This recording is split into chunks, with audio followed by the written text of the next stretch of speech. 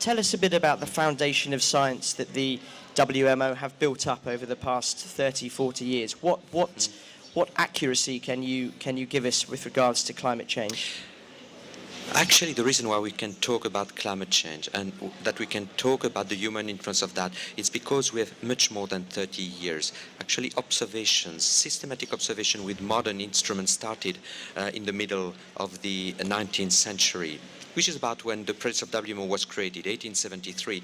So we have monitored that with great accuracy for many years. Of course, the density of the networks in the 19th century was not as good as it is now. The instruments have made progress. We have now satellites. So we have really improved the quality of the observation. But now we are really confident about what has been provided to the negotiators. The temperatures are increasing. For example, this year is going to be the 10th warmest year since we have record. So it's a very warm year, but even more worrying. There was a La Nina phenomena this year. And normally the globe is a bit cooler during La Nina by 0.1 to 0.15 degrees. And despite that, this year was the warmest La Nina year on record.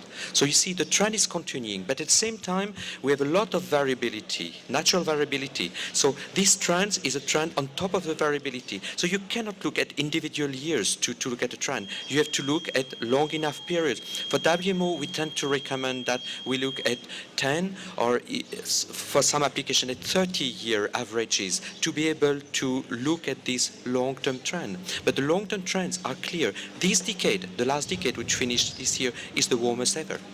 Because many climate skeptics may say, well, look at some of the data and the Earth is actually cooling. So you're saying you have to look at 30, 40-year data sets? Well, you said many skeptics. I don't know what you mean by many.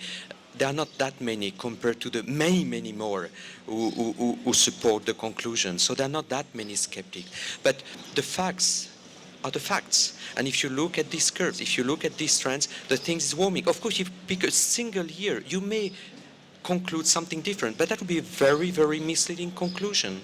No, the climate is warming.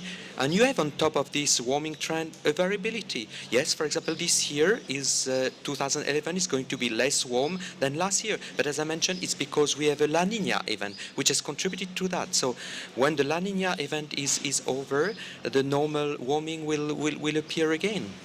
Could you take us through some of the areas where you measure the temperatures? So do you use data from satellites, and you, I presume, have stations all across the world? Mm-hmm.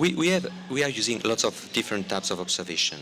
We are using the traditional observation on land, and many people have seen these little white stations measuring temperature more and more on automatic fashion.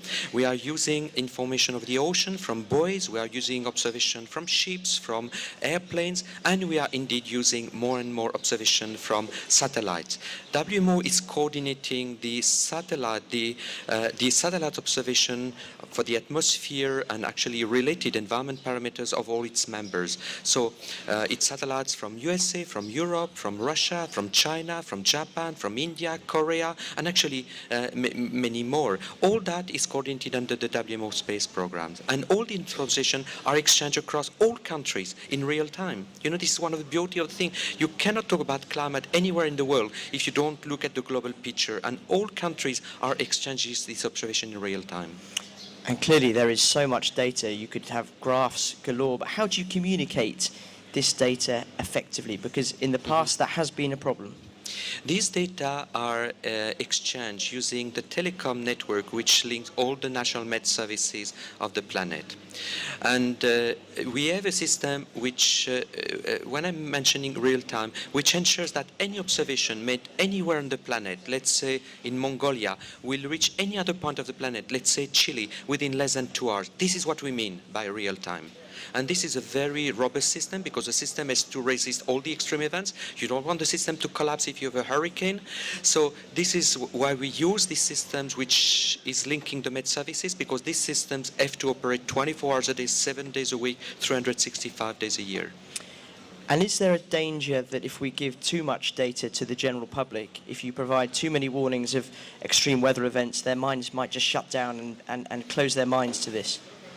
Well, we don't provide warnings for the pleasure of providing warnings. We provide warnings when there's a risk of something happening. And the quality of the warnings has increased quite dramatically over the last 50 years.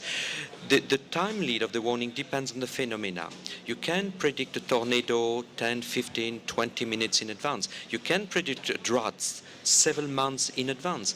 But thanks to these warnings, the number of people who die from extreme weather, climate, water events has decreased significantly over the last 50 years. Basically, if you take a normal decade, now there is at least 10 times less people dying from this, and this is thanks to better and better early warnings.